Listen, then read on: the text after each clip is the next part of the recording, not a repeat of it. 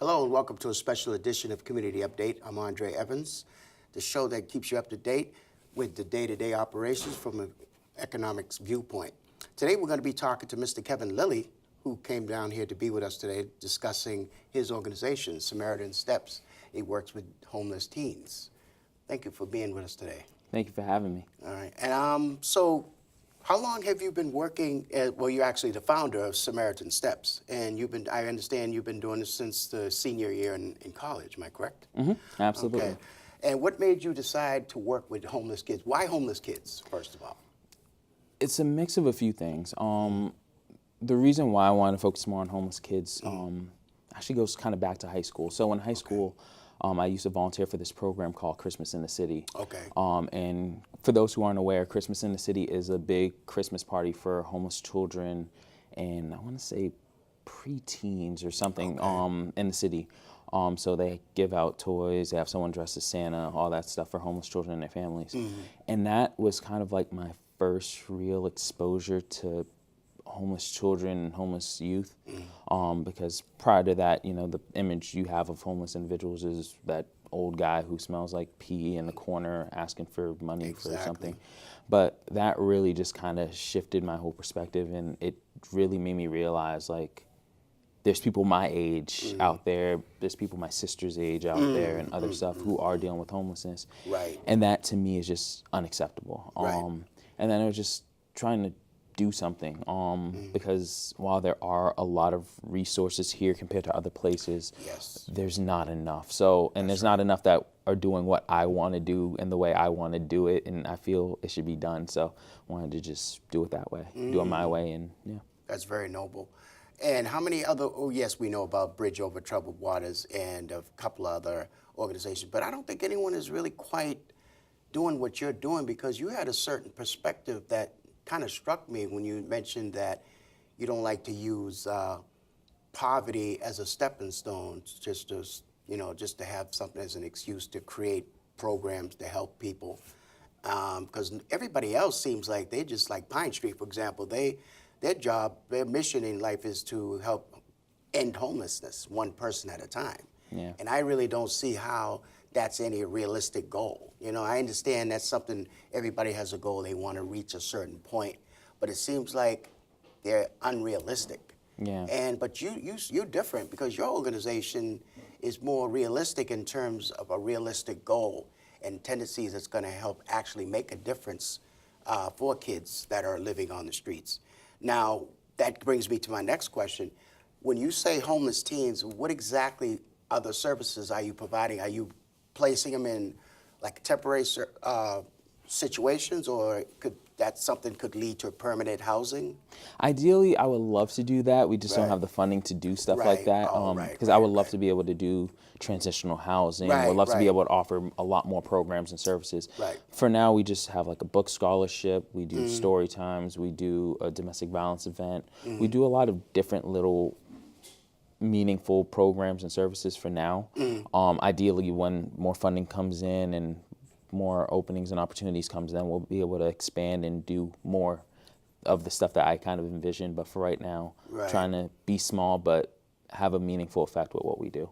Okay. So what do you think it would take in order to, accomplish this, other than just a budget? I mean, it seems like it's just you. I'm sure there's other people that's involved with your organization. You can't, people wear too many hats, Yeah. So I can relate to that. But what kind of timeline are you giving yourself for something like this, of this magnitude? Yeah, that's a good question. So when I started the organization back in college, what the organization looked like on paper then is pretty different from what it looks like now. Okay. So it's a lot of, some of it was a lot more like realism hit. A lot of it is just like, well, some things changed. Some programs I wanted to do, it wasn't really much of a need for different services. So it was a lot of evolution. And so from back then, I was thinking probably like with the original plan, probably 10 years time. Now it's probably going to be a little more than that. because it's just like you don't get money for building and transitional housing and stuff overnight. So it's a Right, lot right, of right. building up and Yeah, a lot of incremental paperwork progress. involved, provisions and estimates and so on. Yeah. Yeah, that could be a very big task. But is there anything that I understand you're working on a special scholarship program? So, Also for, yeah. So for the organization, we have 3 book scholarships. We have one for homeless students, so that's called our Invisible Scholar Book Scholarship. Okay. We have one for students with crappy grades like myself, who have a lot of potential, because like those students also are near and dear to me, because I was one of them. Right, right. Called our C Beyond Scholarship, like letter C Beyond. Right. And then we have a third one that we're still trying to figure out the specifics on, called My Future Is Not My Past, for students with criminal records who have experience in the system. All 3 of which, all 3 scholarships provide or help provide students with their books for college. So at least that's one less thing they have to pay for. And so ideally thinking like, or at least for the C Beyond one, like if a student has their textbooks and they do well in college, or at least that first semester or that first year, they set themselves up for more scholarships and more opportunities, even if their grades coming in from high school weren't exactly the greatest. So ideally trying to just, like with our organization now, we have a lot of incremental change to get to where we want to go, like kind of working with students, ideally like if a student's coming in homeless and have a lot of disadvantages, I mean, textbooks is one less thing they would have to pay for if they, are awarded our scholarship. And last year we gave out the scholarship to 4 homeless students. And the schools range from like, I want to say mostly community colleges, but so it was $500, $250 per semester. So we were able to help get some of them their books for last year. So your primary goal is the greater Boston area? Yeah, so the Pretty C much. Beyond one is, pretty much, yeah. They're all pretty much Boston. You plan to first. take it further than that? Absolutely. Yeah. Now, it's just teens you're working with now. You don't work with homeless veterans by any chance, or any other type of homeless individuals. It's right now your main focus is just the youth. Main focus is the youth, although some of our programs do overlap, because like the issue of homelessness has a lot of overlap. Yes, There's like, yes, drug abuse definitely. and domestic violence, human trafficking, a lot of different issues overlap with the issue of homelessness. So with our story times, that kind of targets homeless children and their families to get them to, encourage them to read and get more excited about reading. Our book scholarships for like homeless students. Some of our other programs specifically are for homeless youth, and like our domestic violence like boxing program is for homeless women or homeless girls. So, I mean, it's a lot of different overlap. I mean, ideally, in general, we focus primarily on homeless youth. And in the future, we would, some of our programs would focus on different other populations within the homeless kind of umbrella. But for right now, want to focus mostly on homeless youth. Wow. And how do you deal with the undocumented youth? Like, say there's some kids here that come to this country that's undocumented and they fall through the cracks, and you help them as well. Is there a certain program in place to help kind of protect them, to keep them from being, I shouldn't say for lack of a better word, put on the radar? Targets? Yeah. So right now, since we're still kind of developing a lot of our programs, we don't have a specific program for undocumented homeless youth. Some of our programs, we find that we do help and we do serve undocumented homeless children and homeless youth. Right. We don't treat them any differently. As a matter of fact, what we want to do is, or when we do try to do programs and stuff, we want to make sure that it's also easily accessible for them as well. So for example, with the story time thing, we have volunteers who speak in English, we have some volunteers who speak in Spanish and other different languages, so that these children and their families don't miss out on it either. And also, while they hear the story in their language, they also hear it in English as well. So that helps their child pick up English, and they might be able to now, their parent can read like The Cat in the Hat to them in Spanish, but then they can also probably read it back to their parent in English. So like, stuff like that. And we give out books too, so at least they'll be able to kind of work on English. There was an organization a few years back. I was in the music business, and there was an organization called S Affiliates. It was people like Wesley Snipes was involved. Matter of fact, he was a major contributor for that. It it was for kids that didn't really like to read. So what they did was they came up with this concept, and this was like back in like 95, 96, I want to say. But anyway, it was called S Affiliates, and their concept was to get kids to read by adding stories that dealt with hip hop. Like people like you hear, like Tupac Shakur, they'll tell stories about rappers who made it in the industry, you know, and got kids, whatever it took to get kids to read. Yeah. And the program was doing well for a while, then all of a sudden they just disappeared. It just became extinct, like, you know. But they had programs back then.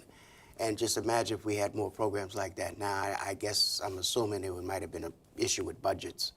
But then again, you know, like I said, Wesley Snipes being a major contributor for that particular program, I say no more than probably a couple of years, 2 or 3 years. But they were doing great. Kids will get reading, all different schools, RIF, organizations like that. They've been around a long time. We're involved in that. And then all of a sudden it's like, whatever happened to that program? It's like, and that was something that was a success, I think, you know, considering the impact that they had. But we need more programs like that. But it's like, you know, nowadays it's like kids are just so, their attention span is like 0. You know what I mean? I would say yes and no. I would say like for that, you have to give kids something that they're interested in reading. Yes, definitely. So for back when I used to work in DYS, there was this one kid who was involved in MS-13 who I got to enjoy reading. And all I did was get him a book of something he was interested in. Oh. So I brought in this book that someone had given me about this, I think he was a Latin king or something in LA, who ultimately turned his life around. But got him the book, gave it to him, and then like not only did he finish the book, he gave the book to his friends who also read the book. And then next thing you know, I'm like going around the unit and I see like a Spanish translation of the book. Wow. And then like I come to work and then he's just like, look what I got, showing me all these different books. And it's just like, just give people what they're interested in. Like for me, half of the books I had to do for summer reading in high school, I didn't read. I spark noted them because I didn't care about what they were. Right. But I love reading. I mean, you give me a book about something that interests me, I'm focused and I'm really into it. But if it's something I don't care about, I would spark note it. I would look at the back. I would do anything to avoid it. So yeah. So I mean, while the attention span thing might be true for some people, like, you know, even like people up until like our president have like short attention spans, but like if you give some people like something that they're really interested in, something that they're passionate about, they'll definitely be focused. Yeah, I can agree with that. Yeah, I mean, this homeless thing is getting, the numbers are out of hand now. Yeah. I mean, it's like when I was growing up, we didn't have homeless kids because most kids lived at home or they was in some type of program that helped kids, but they weren't living on the streets. It's like, what happened? What do you think contributes to that? Because it's getting bigger and bigger, it seems like, for the past few years. A lot I don't of have the different numbers things. off the top of my head, but what do you think caused that? A lot of different things. So for some, like for LGBTQ homeless youth, they've been kicked out. There's some who, you know, people lose their homes due to like natural disasters, foreclosures, can't afford it, moving. There's, you know, personal tragedy, family tragedies. There's, you know, some people deal with mental illness. There's a lot of different reasons why individuals are homeless. And like one thing I've kind of realized is like, there's no one-size-fit-all story when it comes to people. Like I think some people try to do that, and then that kind of does the people that they're trying to serve a disservice, because like if you think all homeless individuals are drug abusers, then you're like missing That's out a on stereotype that a lot of people just assume, you know, exactly, put labels on them. And you're missing out on a whole group that doesn't use drugs, that is dealing with other things, like they probably can't afford housing, which, I mean, in Boston is understandable. Some people have like mental illness, some people, you know, there's homeless students, which is like, so it seems like when it comes to homelessness, like people are already familiar with the idea of homeless people. Right. But it seems like recently, like people are starting to get aware of homeless youth. And now even more recently, like people are starting to get familiar with the issue of homeless students, which is just like, wait, how can someone go to college and be homeless? It's like, for me, like winter break and summer break was nothing, you know, just go home, chill, work, do whatever. But for a homeless student, it's, you know, a period of uncertainty, because what do? You have all that time. There's no school, no like meal plan, no dorms, no nothing to really go to. What do you do for that time? So there's a lot of different experiences and different kind of reasons why young people are homeless. And that's why there needs to be different kind of services to help that whatever kind of population there is. Because like not every homeless youth, I mean, again, there's no like one size fits all with either stories or solutions. And how many people are actually aware of these different programs? Yeah, That not was the whole many. goal of Community Update, is to show awareness as to these programs that are out here, not just for homeless kids, but people that are in need. People are looking for information on how to get jobs, job training, career training, special education with special kids with special needs. There are a lot of programs in Boston, Brookline, and Cambridge, just off the top of my head, but the problem is no one you don't hear the media talking about it. Yeah, I think Why do you think that is? I Why think are these programs so underground? so. you will. Before I touch on that, one thing you mentioned was jobs, and I Yeah. think when it comes to homeless individuals, there's always that like, well, why don't they get a job thing? Right. And I think some people don't realize like it's not always that easy for some individuals. Like for example, me, if I wanted to go for a job, I can go to my house, I can shower, change clothes, what Right. have you, print out my resume. For some homeless individuals, like they don't necessarily have the clothes for an interview. Yeah. Some might not have access to a shower. I mean, if the library's closed, how are you going to print off your resume? So it's just a lot of little things people Yeah. don't really realize or take for granted, and don't really consider when they say, "Oh, why don't you get a job?" So it's just, so I mean, granted, there's a lot of good programs like, I am blanking, but there's one, Dress for Success, excuse me, that Okay. help like women with clothes for interviews and Okay. stuff. Like, there's nothing really for men, although like some show. Actually, there was an organization, but they lost the funding. It was called Impact, Okay. right on Chauncey Street, right across the street from Homestart and Housing. It was right on, I think it was 52, not 52, I think it was like 110 Chauncey.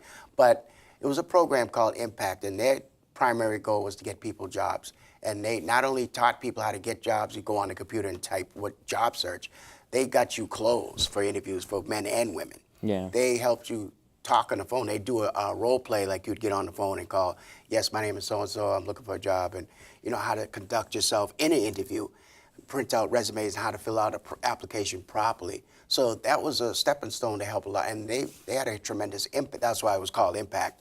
But unfortunately, they lost the budget, I think, after just 3 years. Yeah. Then all of a sudden, now what? And So then you got ABCD, but Yeah.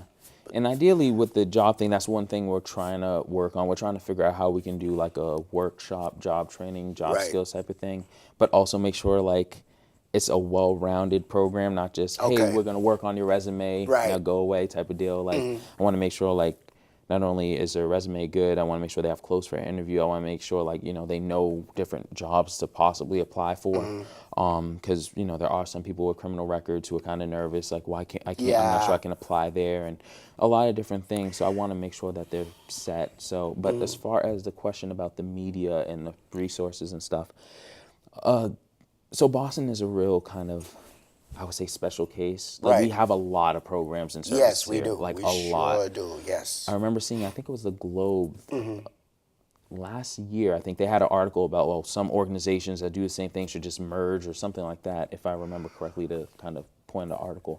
But yeah, there's a lot of organizations, and I think like some people tend to focus on just the bigger, more established ones. Right, So when it right. comes to like homeless youth stuff, I mean, people. But the thing take is, you time don't to- hear about it though. Even the ones that are established. I mean, once in a while you may see a PSA, on one of the channels, but you don't really. They don't get into, the whole point of, they don't care to elaborate on these programs. Rather it be education, rather it be jobs, even housing. They don't even express that as much. Yeah, I think. I don't mean, understand. I think it's because on my opinion, I think it's because it's not newsworthy. Because you notice every program you see on TV is all negative and it sells. You know what I mean? It's like the record industry.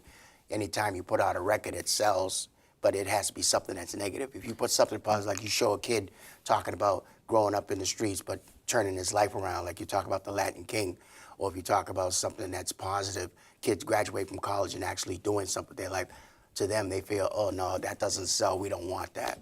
It's a You know mix what I of mean? that, but also, That's what I think Yeah. from just my experiences, things I've seen. and I agree with that. But also, like the media is like all like trying to get emotion out of people. So I mean, like when it comes to different organization stuff, I have seen some focus on certain organizations, but at the same time, it's just like the way they do it is kind of to like trigger that emotional reaction. Like, oh, look at the poor kid. Like, we should do something. But it's nothing really like impactful where you want to get off the couch and do something, or you Yeah. want to kind of like say call up 3 of your friends and say, yeah, we're gonna go do something Saturday night or something like that. It's just kind of one of those like either feel good, feel bad, or just feel like something for a short period of time, and then like, okay, I'm gonna go It's out funny and do how something. I just wish they were like the environmentalists because they share a passion. Like every time a dog gets homeless or something happens, they constantly messages, save the animals, the tree huggers they call them. But I'm just people that's environmentalists, they always constantly talk about saving the environment, put solar panels on your house. Dude, how is it they can pay so much attention to that as opposed to the real problem?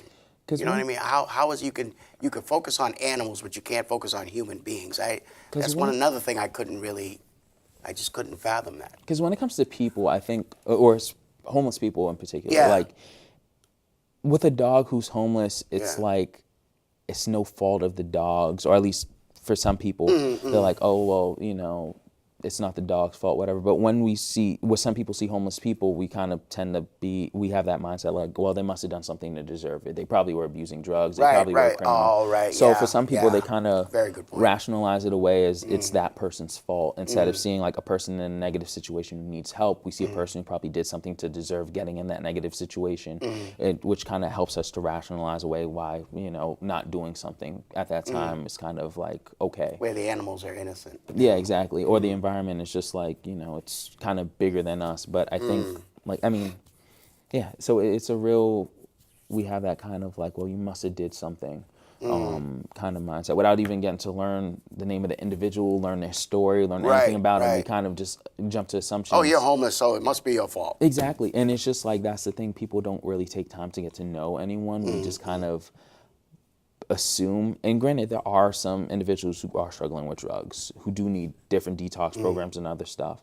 There are individuals who, and it's just like not every story is a simple story. Right, I think right. we like things that are black and white. Yeah. But then when you get hit with a gray situation, it's just it really it's conflicting. Like when I know a young person who was abusing drugs and like talking to her, I realized why she was sexually assaulted, and the cops didn't really do anything to get the attacker, and it just like it was traumatic. And so while it was like I see her abusing drugs, it's just like, what do I say? Stop it? And it's just like tell her to stop, but there's still no justice in that matter, and it's just it's conflicting. But when it comes to animals, it's just like, well, a bad person did something bad, but we need to help the animal. But with humans, it's just like that person probably did something bad, but it's a lot of what ifs and Wow. things. Yeah. Yeah. I really thought about it like that. For those of you who are watching, you're watching Community Update. For those of you who are just tuning in, we're talking about Samaritan Steps. Mr. Kevin Lilly is our guest today talking about homeless teens. And for more information, you can log on to our website at www.thebeantv.com. So any questions or any inquiries about the show, again, log on to our website at www.thebeantv.com. Speaking of which, you have contact information as well. People can inquire about your services as well, your website and so on. Absolutely. So our website is SamaritanSteps.com. So SAMARITANS. Oh, I thought it was .org. It's actually Samaritan. I thought it was .org. We have both. Oh. Yeah, I Oh, bought okay. both. I have to Okay. renew both, but yeah, we own okay. both. And so it's SamaritanSteps.com. So it begins Okay. with an S, ends with an S, begins with an S, ends with an S. Some people forget the S. Oh, right. It's a lot of S's. Yeah. But yeah, so SamaritanSteps.com or .org, or if you don't get through one, try the other. And then the email is SamaritanSteps@gmail.com. Okay. Gmail. Okay. But yeah, so touching on now, did you actually come up with that name, Samaritan Steps, yourself? Is that Yeah, so where did you come up with that title? Is this so obviously different, but I just was curious about that. yeah, so when so one story that I love is the story of the Good Samaritan. There's so many things that I love about it. The fact that it's two guys who come from two different walks of life who don't even like each other, like culturally, like the Jews did not like the Samaritans. Yeah. But in that man's time of need, he didn't see the differences. He saw a man in need and did whatever he could to help him. So for us, like when it comes to differences, I don't care for individuals undocumented. I don't care if they're LGBTQ. I don't care what they are, what their Right. differences are. What we see is a person who's in need, who needs help, and we're going to help that person. Right. So I wanted our organization to kind of have a name that kind of so like I want that compassion, that love, that just kindness, that just blind compassion, that just I wanted the organization to have a name that reflected that. Okay. So that's kind of why I chose that name. I mean, Okay. it's kind of a mouthful compared to some others, but Yeah, I it wanted it is. to be Yeah. something that was meaningful. Because it's just like it's especially in a time where so divided, how you have like people who how the first thing many people notice is the differences. With our organization, I want us to kind of focus on what makes us the same, and the fact is like we're all people. So I want us to focus on that. And I mean, you could be different. We can have different beliefs. We can think differently or what have you. But the thing that matters most is like if you ever need help, we want to be able to help. And we can talk theology, we can talk politics, we can talk all that stuff later. What matters is getting you out of that place of harm into a safe place, and we want to do whatever we can to make that happen. Now, is there any, other than your scholarship programs, you have other classes kids would be interested in? Like I was telling you about BIG, for example, has classes where they work with a lot of youth too, and teaching them how to utilize media, as far as production and so on and so forth. But that's something you could recommend as well. Absolutely. I mean, do you have any other programs that you can forward that information to the kids that kind of, like you said, have something to do with that time, and you're out of school, or have something part-time to be involved in to better your skills and sharpen your skills? Absolutely. I mean, we're still working on a few other programs too, that are more kind of educational workshop-ish based around different topics, whether it be like Narcan training, different job training workshops, other different stuff, so that people do have different set of tools available. Like for example, Narcan, you can never, I mean, it's good to kind of have it. I carry it in my bag and stuff, and one time I had to use it. A couple times I had to almost used it. Excuse me. It's just good to have tools available because you never know. And I mean, the more resources and more tools you have. Yeah, because you have Boston Neighborhood Network, you have BIG, as I mentioned, and you have Framingham, you have Cambridge CCTV. There's a lot of kids. For some reason, it attracts a lot of kids because on the scale, I say a good 75, 80% of children, just kids of all ages in general, like to work with cameras. Absolutely. I've seen that. I used to produce a show called Video Flavor back in the day on BNN. And it was a music video show, and kids love dealing with celebrities. Oh, I want to meet Jay-Z. They come in. Oh, can I help carry the camera, the tripod, or whatever? And it just seems like over the years, kids take a huge interest in anything to do with animation. Video games, stuff like anything to do with that type of, just go crazy. Yeah. And it seems like it's growing. And they do that here. So I see the kids running around. It's like, wow, you want to get in front of the camera? It's crazy. And I think that's important because, like, for example, like having knowledge of a camera and other type of stuff is important because you can control how you tell your story. Exactly. Oftentimes when it comes to young people, homeless students, or people of different races, different colors, and all that stuff, other people kind of tell our story for us, and it's just like when they do it, they kind of miss a big part of whatever that story is. So for like a homeless young person, they might see just a poor kid, but you don't realize like that kid is working 2 jobs. They're going to school in the daytime, that they're taking care of their siblings. Like there's a lot of different aspects to their story that kids people back just into don't raising capture. their parents.